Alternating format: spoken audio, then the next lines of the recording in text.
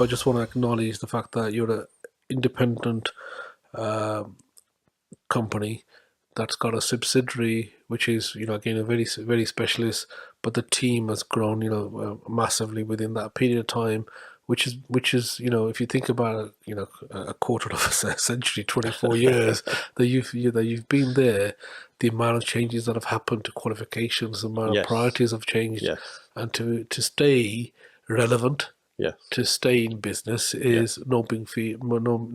So congratulations on that. Well, thank you to yourself and to your team. Appreciate that. And let's pick up on firstly the offer, the portfolio that you have. As I said, when I think about it in terms of your organisation, and I talk to other colleagues, the first thing is English and maths always comes up. English and maths. Your organisation name comes up because you're a specialist within that.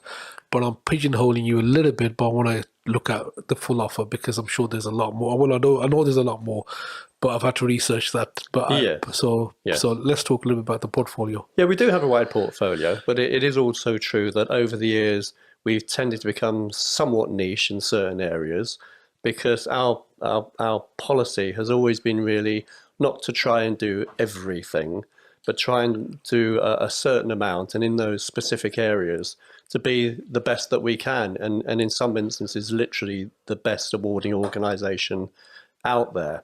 So our claim to fame probably at this point in time is around English for speakers of other languages, because we are actually the largest ESOL awarding organisation in the UK. So centres up and down the United Kingdom now use us for their ESOL. If you look at places like London, almost every large further education college uses Ascentis ESOL qualifications, which we're quite proud about because you've got these big centres in London using little old Ascentis in Lancaster Retail Park as their awarding body. So ESOL is a real success story for us. But also more generally, everything to do with maths and English stepping stone qualifications, for example. We do a lot around progression qualifications to help people progress, employability. We have a lot of what we refer to as short online qualifications, short little online qualifications that get people back into learning, because we're very much about attracting people, youngsters and adults, back into structured learning and then helping them to actually go up through the qualification ladder. In fact, that's where the name Ascentis comes from. It's all about ascending. Yeah. And if you look at the logo and the bubbles, it's all about going up. So we like to help people start a qualification ladder at a certain level and then progress and go on and on and on. And then the best example of that probably is that as well as functioning as an Ofqual regulated awarding organisation, we also function as an access validating agency licensed by the Quality Assurance Agency for Higher Education.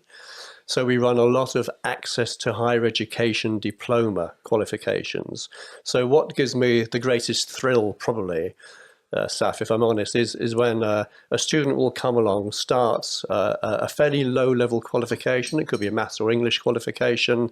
They jump up through that qualification ladder that I referred to, and then they jump onto an access to HE diploma, and then they go on to university and develop a fantastic profession. And that's life-transforming stuff, really, and that's what we try to do at Ascentis. So we do have a wide portfolio of qualifications, but it's largely around ESOL, Maths and English, Access, Progression, that sort of area. And we do have vocational qualifications as well, of course, and we've been busy really getting our construction qualifications, for example, through. But it's in those areas that we specialise. Okay. Canny Conversation Podcast Series 5 by Safaraz Ali.